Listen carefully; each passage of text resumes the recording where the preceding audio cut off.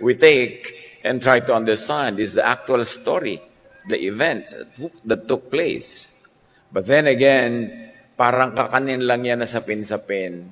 Parang halo-halo. Maraming layers ng sarap. Maraming layers ng flavor, ng teachings. So this story is not only about the contest. It's also about the human heart under pressure. The human heart in contest with itself. Sometimes a contest between the mind and the heart, between thinking and feeling. Each temptation here mirrors the dual pulls of our psyche, the inner conflicts within us, ang ating mga pagkakahati ng loob. Ang magkaiba nating iniisip tungkol sa isang bagay, kumisan ang nagtutunggali nating mga ibig gawin, pero sino ang nananaig? Napakarami ang matututunan sa mga tugon at mga reaction ni Jesus. Each response of Jesus reorders the way to resolve psychological dissonance or pagdadalawang loob. Kaya maganda nating reviewin.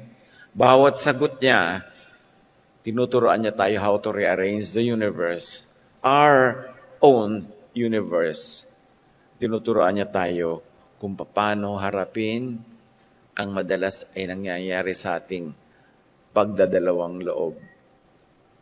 Na kuminsan ay nagbubunga ng paghihina ng loob. Each response of Jesus reorders the way to understand and manage desire, needs, and wants, na madalas ay blurred yung boundaries. Ano ba ang need? Ano ba ang desire? Ano ba ang want? The ministration of angels at the end of the conflict shows the way to resolution, restoration, comfort, and rest. Nasa kaduluduluhan ng conflict na ito, dumating ang mga anghel at kanilang pinaglingkuran si Jesus. Binigyan ng ginhawa ng mga mari napakatagal niyang kinailangan, pero sa dulo ng kwento, dumating. Let's learn more beyond the classic reading, interpretation, and applications. Luke 4, 1-4, ating balikan at himay-himayin. Jesus was led by the Spirit into the wilderness, where for 40 days he was tempted or tested by the devil. He ate nothing during those days, and at the end of them he was hungry, and the devil said to him, "If you are the Son of God, tell this stone to become bread." Jesus answered, "It is written, man shall not live on bread alone." Napakarami na natin ginawang pag-aaral tungkol sa mga lines na ito. Kaya sisikapin naman natin ngayong lumabas sa usual reading para meron tayong mga bagong mapakinabang dahil hindi naman nauubos ang karunungan na nakabaon sa mga salitang ito. So ang episode na to ay pwede natin tawaging Stones to Bread, Survival versus Trust. So, what was the order of the day? Survive present hunger by yielding to temptation and fail the test? Play into the devil's hand, walk into the devil's trap? But that seemed to be the most logical way to survive. So the contest was between survival and trusting. Or trust in the Most High in spite of hunger. Madaling panghinaan ng tiwala pag gutom. Madaling panghinaan ng loob pagka tayo pinipilit na gapiin ng ating mga pangangailangan o ng ating mga kagustuhan. Pero dapat nating tandaan, pag dumaharap tayo, tumatawid, nasa kalagitnaan ng ganitong uri ng pangangailangan, you don't know what the future holds, but you know who holds the future. That is the Most High God, the Father in heaven, of the Lord Jesus and of all of us. Siya ang may hawak ng ending ng kwento. Pagka malinaw sa atin sa simula pa lang na ang Panginoong Ama sa Langit ang may hawak ng ending, magiging mas matibay tayo with every step that we take sa gitna ng kwento na maraming uncertainties.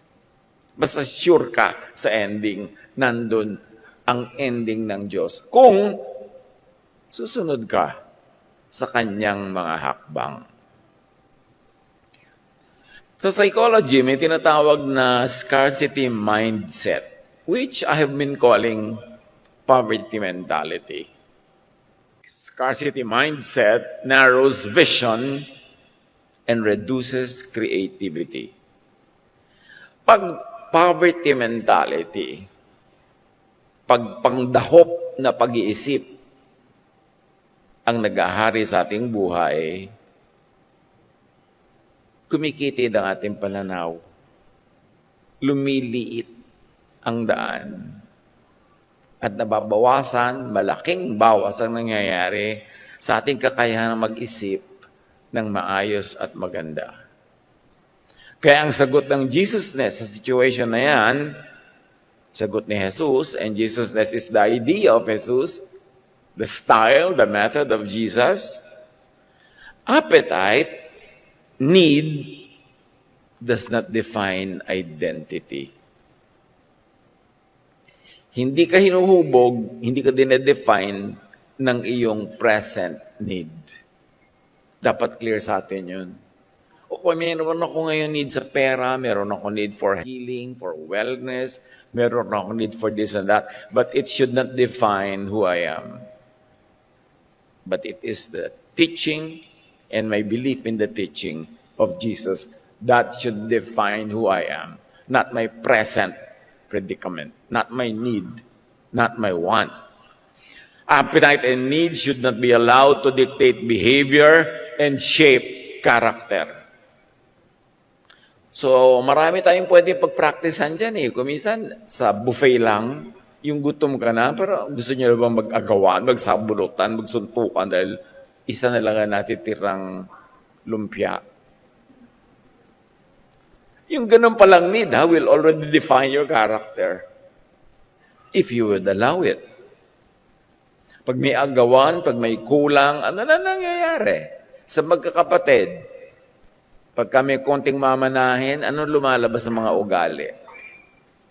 Do not let need or appetite shape your character. But let your faith in God, who holds the future, give you self-control.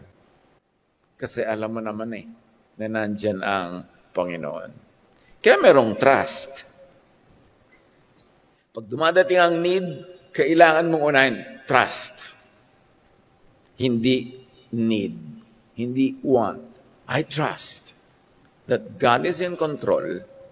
And although Jesus passed through 40 days of hardship, at the end of it, the angels ministered to him. Not during, not before, but when what had to be done was already done. Do not allow hunger and need to narrow down your vision to make you forget God. Yun ang temptation. Ang temptation dito, hindi ito pagkain, kainin mo, kundi ang temptation is forget God kasi gutom ka eh. Yun ang tunay na temptation. Yun ang malalim na tukso. Do not succumb, do not surrender to the scarcity mindset, to poverty mentality. Na dahil lamang may pangangailangan, ikaw na dating tao ay naging isang mabangis na hayop. Do not let that need define you. Because sabi ni Jesus, man shall not live by bread alone. Man is not shaped by his hunger or being filled alone. And remember, the angels of comfort came, din naman. Parang ang tagal pagka ikaw yung dumadaan doon sa 40 days. Parang hindi na darating yung comfort. Kaya ang mga halaga nga, trust. Because God knows. The angels of comfort came at the right time. Hindi during the test, but after. At kahit gutom, ay lumilipas din. Naranasan niyo bang magutom na hindi kayo nakakain, lumipas, nalimutan niyo rin gutom kayo Ganon din ang lahat ng mga needs natin. Mayroong moment na masidhi, climax. Pag nalampasan mo yan, nawawala rin naman. Lumilipas din. Kaya iba, nag-iinit ang kanilang mga pangangailangan, maghilamos kayo ng malamig na tubig, lilipas din yan. Huwag kayong padala sa ganong present momentary situation. At yung bato, sabi nung kontrabida dito, yung bato, gawin mong tinapay, kaya mo naman yan Pero remember, ang batong pinipilit maging bread, lalo kung Satan's recipe ay hindi dapat asahang magiging nutritious. Kasi kanino galing? O tinapay nga, kanino galing? Okay, nagkapera ka nga, galing sa masama. For a while, akala mo, enjoy ka na. Watch for the ending. May Diyos. Mananaig at mananaig ang katuwiran ng kataas-taasan. Hindi lahat ng tinapay ay nakabubusog. At kung makapupuno man ng sikmura, hindi naman laging nutritious. It's not worth it. Kaya ang mahalaga nga, magapi natin yung appetite. Kasi yan naman, matlakas lang sa kasukdulan, pero pinanghihinaan din yan at tumawala din ang lakas pag hindi mo sinunod. Kaya kailangan lang makasurvive ka. Hindi lahat ng kinoconsume at ginagawa ay beneficial. Endless scrolling, for instance, or binge content, ang nangyayari lang dyan, junk calories of the mind. Sa dinarami-rami nga papanood sa social media, nababasa, nasasalihang mga conversation, gano'n na ba talaga naidagdag sa atin na good character niyan? Gano'n karami nang naidagdag sa ating tunay at meaningful katalinuhan or wisdom? This is a very, very informed generation, but it doesn't mean that this is a wise generation. Minsan may information overload pa nga. Hindi na makaya, nagtitrip na yung utak. Kumbaga sa fuse na hindi makaya yung kuryente, tuloy sumasabog. Not everything that fills, fulfills. Huwag magpalibang, hindi lahat ng nakakabusog ay nagpapalusog. So, tingnan natin, ano bang kinakabusog ko? Ano ang pinagkakakain ko para ako mabusog? Busog na busog nga ako. Pero nakakalusog ba? Tulad din ng hindi lahat ng kinakain sa eat all you can ay mabuti sa'yo. Bakit eat all you can? Ano tayo, mga hayop? Hindi ba pwedeng eat all you need? Eat all you can, ano kasawa? Kahit buong kalabaw, lululunin mo kasi you can. Pero ano mangyayari? Indigestion? Makikita mo naman nag-umpisa yan nung araw na uso yung eat all the salad you can, tapos bibigyan ka ng pagkaliit-liit na platito. Aba yung iba parang gumagawa ng Tower of Babel sa mga pinagtumpok-tumpok nilang gulay na hindi mo alam kung ilang engineering units ang kanilang ipinasa para makabuo ng ganun structure na salad. Really? Isang platito? 3 kilong salad na pagkasya mo? Kaya nung susunod, ang ginawa na nung fast food joint, ang nakalagay doon, tansan. Sige, tingnan ko kung paano ko makakapanglamang. Alam niyo yung mga eat all you can, talaga dapat. Kung mo pwede mong kainin, talagang lululunin mo lahat. Kailangan natin ng self-control. Dahil ang mas malaking temptation sa gutom ay yung eat all you can. Nakakabuti ba talaga sa'yo? Tulad ng overshopping, how many bags do you need? Really? Kaya kung minsan, nagpapatayo sila ng bahay. Ano yan? Uy, may extension kayo, may bahay. Para yan sa bag ko. Yung over TV, over chismis, over social media, humpak na ang piske, lumubog na ang mata, nangitim na yung mukha, sa kapupuyat, sa walang kakwenta-kwentang mga bagay. And even over kabanalan could also be junk. Over religiosity could also not be good. Ecclesiastes 7:16, do not be over righteous, neither be over wise. Why destroy yourself? Si Solomon na ang may sabi niyan, the wisest man ever. Kahit anong over, hindi nakakabuti sa atin. Lampas sa dapat. One could be overfed, but not well-nourished. Even with religion. Yung nakababad ka, nakamarinade ka talaga sa religion araw-gabi, pero suriin mo naman ang iyong karakter kung naging Jesus-like ba. Kumisan sa karelihiyon, nagiging Pharisee-like pa nga eh. Nagiging masungit, nagiging mapanghusga sa kapwa, nagiging mapagmataas, mapagmalaki. Bunga ng overdose ng religion. Ilagay ang lahat sa tama. Do not be over-righteous, neither be over-wise. Why destroy yourself? Curate what you consume. Digital man yan o physical. Choose what nourishes. Dahil ang daming choices ngayon sa ating panahon, magpakatalino sa pagpili. Kung bisan aabutin ka na ng bugnot o order ka ng tsa, nung araw pag umorder ka, tsa nga, miss. O, eto na si tsa. Ano po ang daming sasabihin sa yung uri ng tsa? Tapos, cold po o hot? Pagkatapos, organic po o yung poisonous? Ganito. Basta, tubig na lang. Sa dami ng choices. Kahit ng mga soda, mga soft drinks, ang daming choices. Debote po ba? Delata?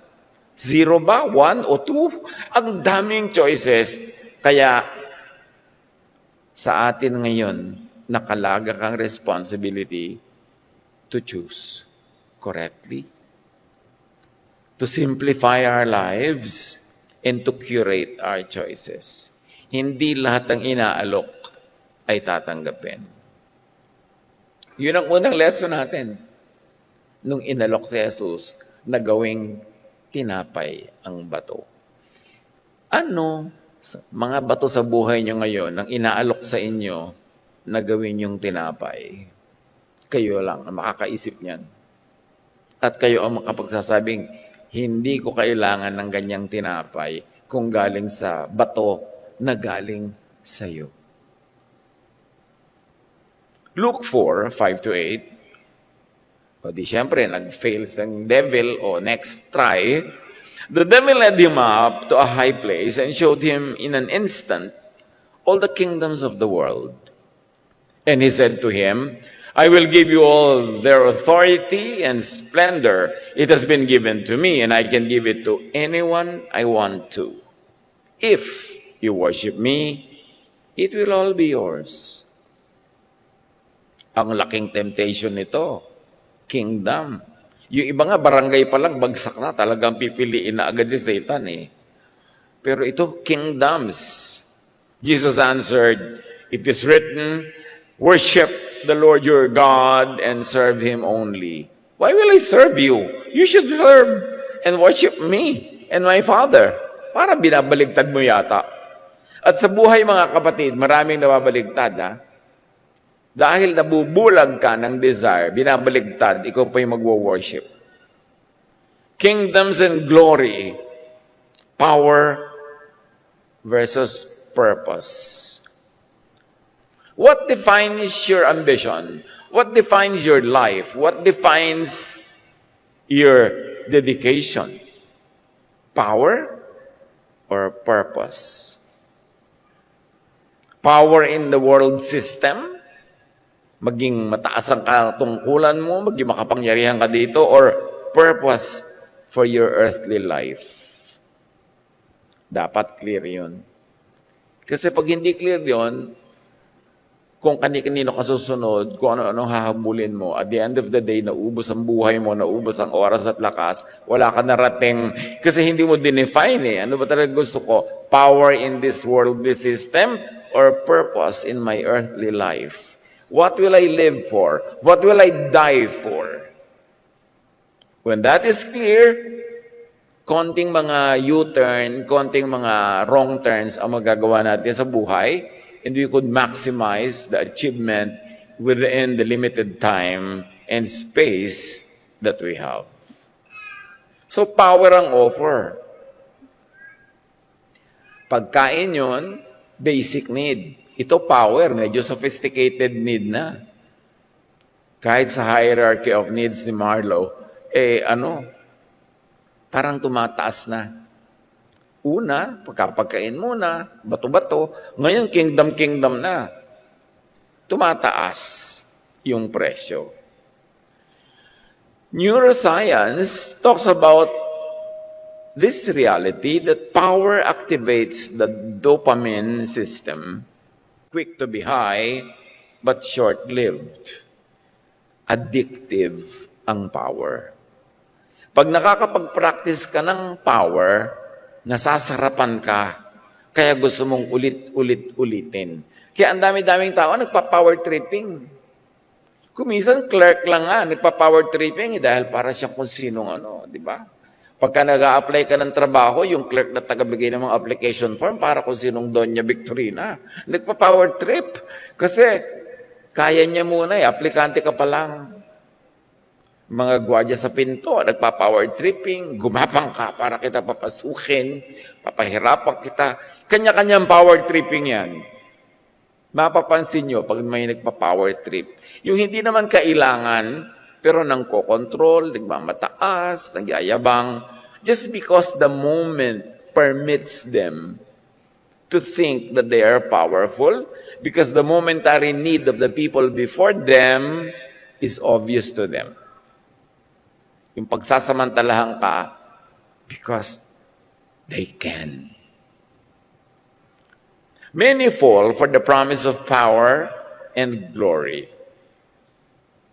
But some individuals' quest for wealth, power, and glory actually destroys social fabrics, destroys community, even and especially the seeker. 99% power-seeking ends in tragedy. Ang tunay lang na power na nagtatagal at hindi nagwawakas sa lagim, yung power na Diyos ang nagpahiram for a certain purpose dahil meron siyang ipapagawa sa iyo. But you must be able to recognize it, na pahiram lang yun ng Diyos, at pagtapos na yung trabaho mo, isoli mo na sa Diyos. Kaya yung ba nasasarapan Pagka naging leader, ayaw nang bumaba. Pagka nagkaroon ng posisyon, ayaw nang i-give up. Kasi na-addict. Because it is addictive. And even neuroscience tells us how and why there are chemical changes that happen in our bloodstream when we experience and exercise power. Kaya tayo, dapat huwag malibang. Nagkaroon ka ng power, huwag kang mag-power tripping. Pinagkatiwalaan ka na ikaw magpapakain sa mga kapwa mo kasamahan sa trabaho, pero kala mo na kung sino ikaw na breadwinner dahil meron kang ipinahiram na power. Sabi nga nila, whom the gods wish to destroy, they first make powerful. Dahil mas malakas makasira yung power kesa weakness. They first make rich or famous. They first make an addict. Addictive kasi ang fame, power, glory. Kaya yan ang madaling gamitin ni Satan to deceive. Tapos, puro self-destruction na. Pag na-addict ka na sa power, sa glory, sa fame, sa wealth, hindi na kailangan ni Satan magtrabaho. Ikaw na magpapatuloy, automatic na yan because you will continue to self-destruct through addiction. Tulad din ng addiction to substances, addiction to vices. The moment na naging habit mo na, pwede ka nang magpahinga ang mga demonyito sa paligid. Kasi ikaw na ang magpapatuloy ng gawain na yun eh. Hindi mo na kailangan pag-udyukan o turuan, ikaw na mismo. Kaya, be careful, be wary of anything you get addicted to. And the best way for a godly person to counteract this addiction is to stop it early. Pag nakakahalata ka, gusto ko na yata talagang laging gawin ito, gusto ko laging gawin bilin nyo, no maging ganito. Stop! Because it will become my God. Kaya nga sabi ni Satan, worship me. I will give it to you. Yes, makukuha mo yon. Pero makahalata ka naman kung sino na ang nagiging Diyos mo sa buhay mo. 1 Timothy 6:10, for the love of money is the root of all kinds of evil. Some people, eager for money, have wandered from the faith and pierced themselves with many griefs. Katanong language. Yung mga tao dahil na addict sa pera ay lumayo sa pananalig at sinugatan nila ang kanilang mga sarili ng napakarami mga lungkot na sila rin ang may kagagawan. Matthew 16:26, what good will it be for someone to gain the whole world yet forfeit their soul? Or what can anyone give in exchange for their soul? Ano ang saysay na maging sa iyo ang buong mundo, pero ang kaluluwa mo ay hindi sa iyo dahil naiprenda mo na, naibenta mo na sa iba? What's the point? Kaya yung mga parade and display of power and wealth, pag-ingatan yan. Don't participate in it. Don't even be an audience. Huwag mong ipahiram ang iyong oras, ang iyong mata, ang iyong tenga sa panonood at pakikinig ng mga parada ng walang katuturang mga kapangyarihan at kayamanan at kasikatan. Hindi yan para sa mga nakakakilala sa kanilang tunay na sarili at hindi sa mga tunay na sumusunod sa kalooban ng Ama sa Langit. Huwag malibang, huwag sumali sa kabaliwan. Communities thrive where service is valued over self-display. Sociology tells us that. It's a proven social science. Nakabubuti para sa lahat pag ang inuuna ng lahat ay paglilingkod sa kapwa. Inversely, communities are weakened and damaged, destroyed by excessive display. Yan ay sa pamilya, sa magkakaibigan, sa barangay, sa bansa, sa buong mundo. Pag merong nagparada ng kotakot-takot na mga kayamanan, mga karangyaan, kapangyarihan, nasisira ang lipunan. Nagkakawatak-watak ang mga tao, ang nagiging wakas ay pagkakagulo-gulo, bangayan, self-destruction. Because behind all this is a deception whose classic microcosm is what we are reading now. Yung classic tunggali between Jesus and Satan, between what is good and what is bad. Sabi ni Satan, worship me and I will give you kingdoms.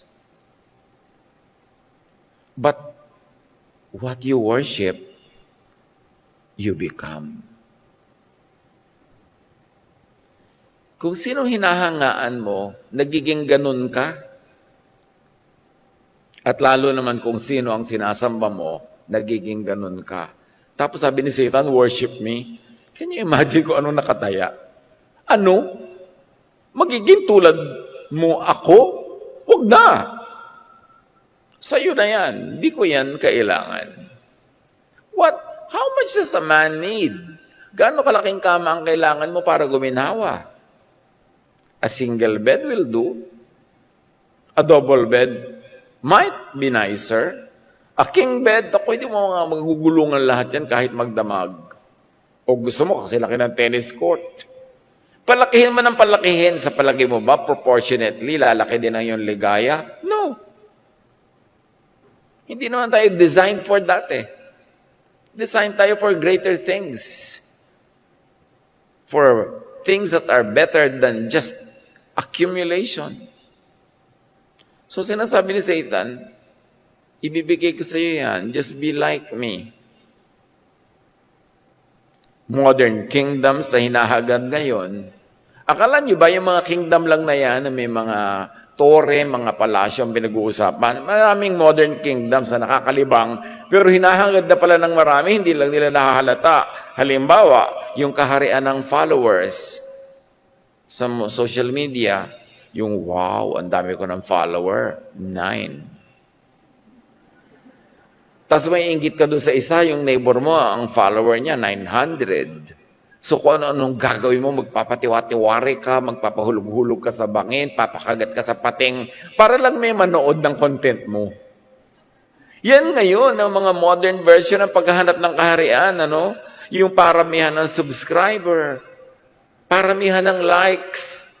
Yan na yung hindi natin nahahalata na ipinalit na kingdom na inaalok. Ano ngayon kung meron kong milyon-milyon na follower, pero ang lagi nyo naman topic, sapatos? Hindi naman yun masama, pero look, kung ang dami ng oras na naubos para dyan, nagiging masama na, because when you're in the wrong place, your right place is empty. And when you are busy with the wrong things, you miss doing the right things. Nagiging masama tuloy, kahit indirectly. Clout chasing. Talagang pinakamarami ng followers, kaya kung ano-anong content ang ilalagay, mapanganib na ang buhay, buwis buhay, talaga lulundag sa eroplano para mag-selfie habang nahuhulog sa kanyang kamatayan. Nangyayari. Di ba isang uri ng madness? Pagkawala sa sarili? Image manufacturing. Yung kahit naman talaga, hindi ganun ang itsura niya. Yung nasa social media, pagkaganda-gandang Diyosa, nung makita mo, nagulat ka na lang. Talaga, yung kung ano-anong pasikat ang gagawin natin, kahit hindi na tayo authentic, kahit hindi na totoo, huwag tayong magpadaya. Kung tatsulok ang panga mo, di tatsulok. Ba't kailangan gawin square or the other way around? Yun ang binigay sa iyong anatomy, enjoy it. At maging natural ka para yung energy mo mapunta sa mga tamang gagawin. Be busy trying to be what you really should be rather than trying to hide what you are really. Ang worship of applause, yung gusto-gusto mo ng paghanga, approval, likes, ay nakakabalisa, nakaka-stress. It's a lie. Kasi kahit 1 million people would like your post or would like you, it doesn't translate into happiness. It doesn't translate into peace. Huwag magpadaya. Kapagod yan at madalas nga nakakamatay pa. Usong-uso na ngayon ang traveling. Salamat na lang, marami nakaka-afford dahil it has become very affordable to many. Pero I like to suggest, yung mga nagbabiyahe pa lang, what would you really like to do? To see or be seen? Kasi kung minsan, yung biyahe, lalo na yung mga economy tour, ano lang yun, mga 1 hour lang kayo dyan, lipat na kayo sa susunod, kalahating araw lang kayo sa isang bansa, sa isang kalahating araw nasa ibang bansa na naman kayo para maraming maipost na bansa. Pero nakita mo ba talaga? Tapos nung nandun ka, wala ka na bang natingnan kasi selfie ka ng selfie para ikaw ang makita, di nalugi ka. I suggest that you see more than get seen. At sa palagay nyo ba, pag nakikita kayo ng mga kapitbahay yung nagbabiyahe, hahanga? Naku, pwedeng mainggit pa, o mainis, o maalalang may utang kayo sa kanya. So, huwag nyo ipag-display ang mga pag-enjoy sa buhay, nakalalason, nakamamatay. There's nothing like enjoying God's blessing in peace. Yung hindi ka ginugulo ng kapwa mo, hindi ka binabash, hindi ka pinipintasan, hindi ka kinakainggitan. It's all a lie. Hindi ko mo nakita mo yung pinsan mo na may picture sa harap ng bundok, tralala, magpapakuha ka rin sa harap ng bundok, tralala, kahit pala kinakagat-kagat ka na ng mga pating doon sa tubig doon dahil ganun pala nangyari sa kanya. Aaminin ba niya yun? Define who you are, decide who you should be and become, and stick to your godly script. Huwag magpalibang. Luke 4, 9-12. The devil led him to Jerusalem and had him stand on the highest point of the temple. If you are the Son of God, he said, throw yourself down from here, for it is written, he will command his angels concerning you to guard you carefully. They will lift you up in their hands so that you will not strike your foot against a stone. It was a dare. Alam niyo kung nakakaranas kayo ng dares, eto na yung una, the mother of all dares. Sa gilid ng templo sa Jerusalem ay bangin. So pag nahulog ka mula sa tore ng templo, kahit sa plain lupa, mataas na yon. Pero pag doon ka pa nagpatihulog sa side ng bangin, pagkataas-taas ng lalaglagan mo, magkakadurog-durog at magkakapipipipi kang parang papel. Pero sabi ni Satan, o diba, sabi ko talaga anak ka ng Diyos, iingatan ka ng mga anghel, hindi na hahayaan sumaya ng bukong-bukong mo sa mga bato, sasaluhin ka. So siya, jump na. Ang daming equivalent yan ngayon, ha? Mga tumutungtong sa gilid ng building, tapos dinala ng hangin na hulog. Kumisan ang hirap maawa.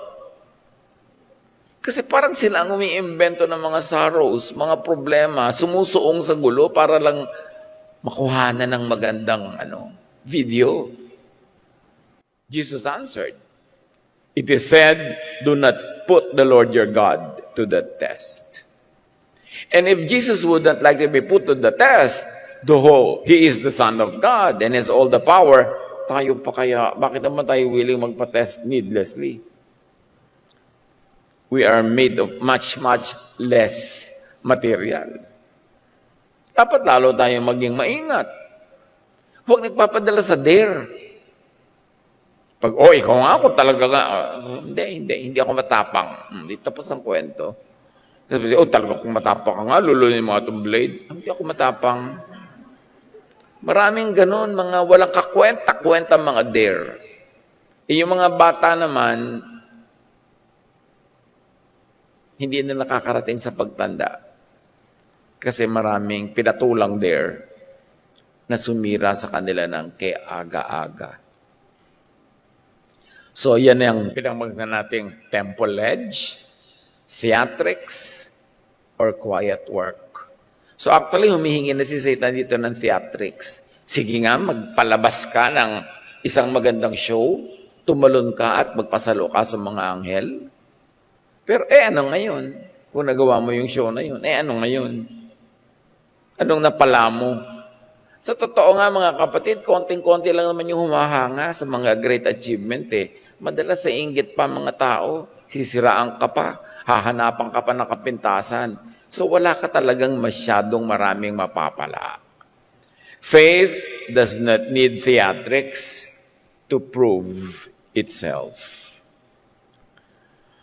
So, ang temptation dito is the pressure to perform online. gumawa ng mga curated feeds, risky stunts for attention. Yung mga post na, ang saya-saya ko naman. Walang matutuwa na masaya ka.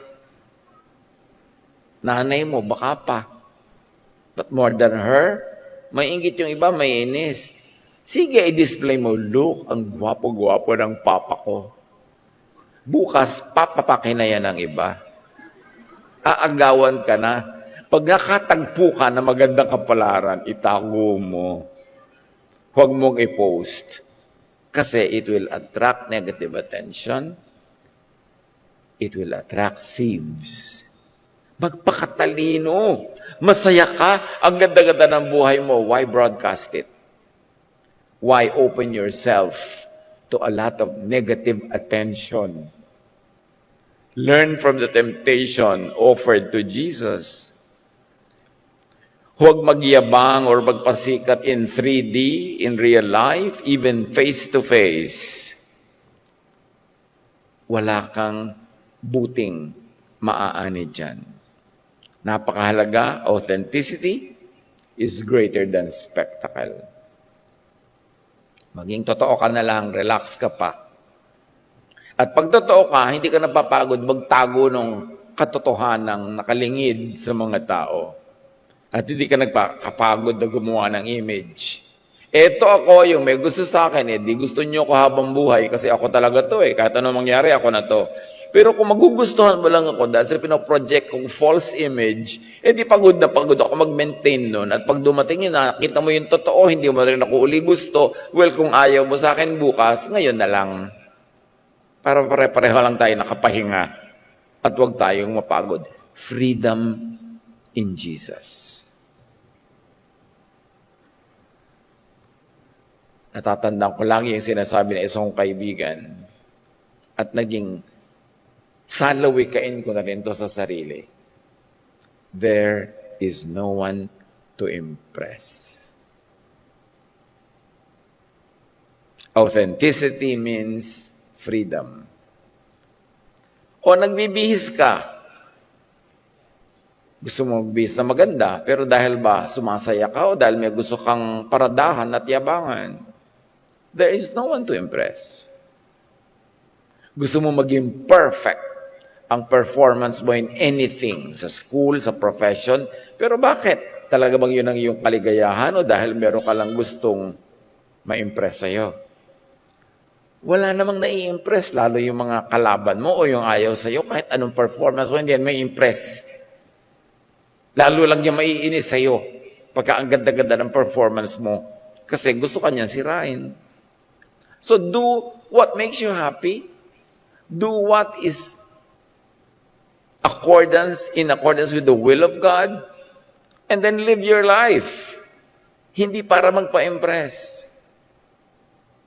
Ang isang bahay, inaayos mo ba yan to please your family and your guests or to impress your guests?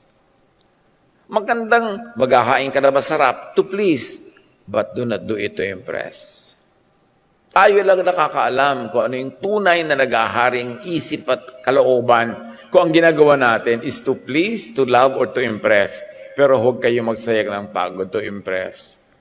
Walang nai-impress. Meron lang naiinis, meron lang naiinggit. So when the devil had finished all this tempting, he left him until an opportune time.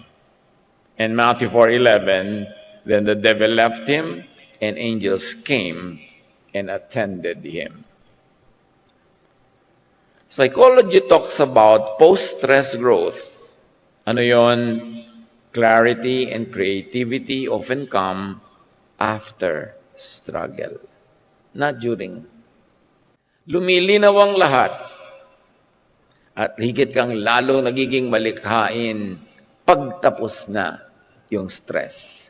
Pagtapos na yung struggle, not during. So during the struggle, your mission is to pass the test, to go past it to the next stage, and that is where the angels are ready to meet you and minister to you and give you more blessing and creativity and protection and, yes, bread. But not during. Ipasa mo yan.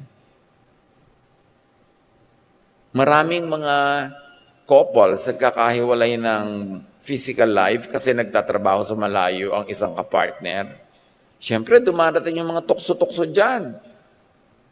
Kung bulaklak ka dyan na wala nagbabantay, napakarami mga gustong dumapo. That is when you use all this wisdom. Pass the test. Because the relief, the comfort comes after you have passed it, not during. And every test is an opportunity to pass the test. Don't use the test as an opportunity to fail, because it is also an opportunity to succeed. When you know that God is in command, that God knows and sees you, and that God sends angels to comfort you after a struggle, then you know that you should perform well. Ipasa yan. Lalampas ka rin dyan. After Jesus surrenders to God's will, angels minister to Him. So, go through what you have to go through. Surrender to the will of God, not to the whines and wiles, and not to the suggestions and provocations of the evil one. At any given time, may sinusundan tayo. Piliin nyo lang kung sino. Hindi ka naman pwede maglakad mag-isa because you do not invent life. Matagal na yan nagawa. So pumipili ka. Which path do you take? You know where it will lead. Pass your test. Earn your angel by staying faithful to the Most High, to your character, to your mission, to your life purpose. Do not surrender to the pressure of the moment, kasi lilipas din yan. Gaano karaming mga tukso ang sinunod at pinagsisihan lang pagkatapos kasi lumilipas din. Hindi naman lahat ng ligaya na ibinibigay ng tukso ay nandyan, lumilipas din yan. So, palampasin mo na lang nang hindi ka nalalagay sa panganib and enjoy the ministration of heaven after the situation. Do not let your reason be clouded and blocked by the prospect of reward for wrongdoing, for folly, for vanity. Sa neuroscience and psychology, sinasabi, desire fires the brain's reward center, shutting down reason. Pag meron tayong gustong-gusto, desire natin, nagsasara yung pinto ng kaliwanagan, yung pinto ng karunungan, at ang nagbubukas ay yung pinto ng instant reward. At pag bumukas yung pinto ng instant reward, nagsasara ang pinto ng wisdom, ng reason, para ang masunod ay yung desire. After pleasure, dopamine drops. Reason returns, bringing regret or guilt. And depending on the person, pwede ding bringing wisdom. So imagine this, and I'm sure if you observe life enough, you would have already observed this. Merong bawal, masama, hindi talaga tama, hindi para sa'yo. Pero ang laki ng prospect ng reward, ng pleasure. So ito yung tukso. Palaki ng palaki yung prospect ng reward, mas gustong-gusto mo yung reward. So isasara mo ang iyong utak, isasara mo ang iyong kabanalan, ang iyong karunungan, isasara mo para ang pagbigyan mo yung desire. O, napagbigyan, nangyari yung desire, natapos ang desire, anong babalik sa'yo? Guilt. And sudden karunungan. Bigla mong na-realize, mali talaga yung ginawa ko. Oo nga, di ba? Kanina pa mali yan. Pero dahil pinagbigyan mo yung desire mo, nakalimutan mo ang intensity ng pagiging malinyan at ang inatupag mo ay sundin yung kung ano yung gusto mong gawin na mayroong prospect of reward at nung matapos mo ma-enjoy yung reward, na-enjoy naman yung reward pero sandali. Buong buhay ngayon pagsisisi ang kasunod, lalo na kung maraming nadamay sa pagsunod mo sa iyong desire. Nasisira ang mga relasyon, nagkakalayo-layo ang mga magkakamag-anak, ang mga nagmamahalan, nasisira ang iyong personality, at dahil bumalik na yung katinoan, doon mo lang yung marirealize, ang kasama ngayon ay pagsisisi. Kaya napakaraming gumagawa na kabalbalan pagkatapos guilty. Yung pala magigilty ka, pati hindi agad. Bakit na yung palang kung kailan tapos na? Because of this phenomenon that neuroscience is already understood. So, cross and go past your wilderness. Yan ang anatomy ng temptation. Yielding and then guilt. And this is the true temptation. Hindi yung ang temptation na ikaw ay sumunod sa gusto mo. Ang tunay na malalim na temptation ito, madala ka sa point na dahil sunod mo ang gusto mo, mabuhay ka ngayon sa guilt forever. Yun ang gusto ni Satan. Guilty ka. Fearful ka. Fearful ka of outcomes. Outcomes in the human level. Mabisto ka ng mga dapat na makabisto na may ginawa ka mali. Nakakatakot yon, mahirap mabuhay, stress ka, kakasakit ka. Pagkatapos, yung pa mga ibang outcome niyan sa'yo, na guilt, nalalayo ka sa yung pagkatao, nalalayo ka sa Diyos. Yun ang tunay na gusto ni Satan. Guilt. Kaya ang sagot ni Jesus dyan, forgiveness, restoration, and blessing. Pero hindi para maging able ka na naman to do something wrong again and again and again. Pero sinolve ni Jesus through forgiveness. Kasi ang pinakamalaking dala ng tao sa mundo, pinakamahirap, mabigat na dalhin, ay guilt. And fear of punishment. Kaya yung mga namamayagpag sa paggawa ng mali, pagka nabisto na, pagka nagkaroon na ng kaliwanagan, ayan na. Ang hirap na, ang mukha nakalaglag na sa lupa dahil sa dalang bigat ng puso. So, cross your desert, your wilderness, go past your wilderness because angels await at the end of that chapter. Log off, kumbaga. At kung kailangan mo, use therapy apps. Marami na ngayon. Pwedeng meron sa iyo mag-pray for you, mag-counsel, magbigay sa iyo ng companionship. But be careful about counselors, unless they are clinically and academically trained. Baka kung ano-ano lang ng mga personal opinion na ibigay sa iyo sa payo, lalo ka pang mapariwara. At mag-ingat sa mga counselor. Maraming mga tao gusto mag-counsel. Yung pala, they only want to have time alone with the counselees para maabuso nila in so many different ways. Kaya maraming abuses ang nangyayari during counseling and between counselors and counselees. Kaya kahit sa church, mas gusto ko ang counselors natin, merong talagang education in psychology, in psychiatry. Hindi lang may 3 verses na alam, counselor na. Pagkatapos kung ano-anong mga kabalbalan ng ipapayo ayon sa kanilang mga sariling, mga guni-guni. Dapat maingat tayo sa kanyang mga bagay. Reach out digitally for real help. Marami nang ganun. Pero again, pag-ingatan. Suriin ninyo. Bakit natin ito pinag-uusapan? Kasi pandemic level itong ganitong uri ng internal trouble ng mga tao. Sa dinami-rami ng kausap, wala naman talagang tunay na nakikinig. At walang tunay na nararamdaman kung anong yung pinagdaraanan.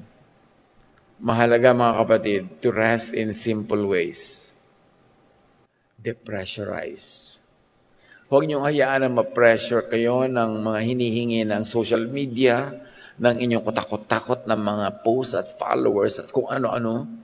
At kung gusto nyo lumigaya sa buhay, minimize ang pagbabasa ng comments ng kung sino-sinong biglang naging marunong at maalam at pantas sa lahat ng bagay na akala mo kung makapagbigay ng judgment sa mga issue, akala mo sila mga expert. Maguguluhan lang kayo. Minimize this. Relief, ministration, comes not from more noise, but from silence, from spiritual presence. Satisfaction comes not from getting more, but from enjoying more what you already have. Huwag tayo magpadaya sa mga tuksong inialok dito. Bread from stone, kingdoms that you cannot rule or reign over, and you don't need fame, glory, wealth. Hindi yun ang kalooban ng Panginoon. Bagaman kung binibigay sa atin in ways that we are not compromised, in ways that we do not go away from the path of God, di salamat, bonus. Pero kung hindi, it's not worth the price. The wilderness of Jesus is the wilderness of today. Digital lang nga for some, domestic for others, social for many, pero dawag pa rin, wilderness pa rin.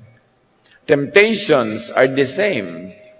Consume without meaning, chase empty glory, prove through theatrics, forget to rest, pagurin mo ang sarili mo endlessly, yield to bashing, magpaka-depress ka kasi merong hindi nakagusto sa hairstyle mo. Sige, pahirapan mo ang sarili mo. Or worse, bash na rin. Huwag sumali sa kabaliwan na ito. Tumingin, sumilip-silip, pero huwag mag-swimming. Malalason ka. Jesus reframes hunger, reorders ambition, quiets fear, restores life. Prayer in the wilderness is alignment with the will of the Father, then and now. Yun talaga ang message yan. Align with God's will. Scarcity destroys thinking. So, lawakan ng isip. Lalong lawakan kung dumadaan sa pagdarahop. Kasi ang pagdarahop nga, nagpapakitid ng utak mo eh. Power intoxicates. So don't chase power, serve instead. Even the Son of God came to serve. Anxiety demands spectacle. Yung mga gustong lagi may audience, may nanonood, may pumapalakpak, that is a symptom of an inner sickness. Pull out the roots of that sickness. At huwag magpalibang, work in silence. Stress depletes, so recover.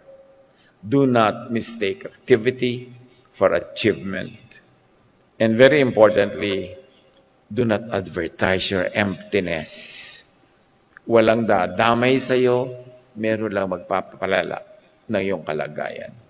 Turuan niyo po kami, Ama, na patuloy na matutunan ng timeless lessons from this encounter between Jesus and Satan, from this encounter between self and self, sa pagdadalawang loob, sa pagkakahati ng loob, at sa pagtatalo ng isip at puso tungkol sa mga umaagaw sa aming atensyon, sa aming lakas, sa aming panahon. Clarify these situations in our lives at nang sa gayon,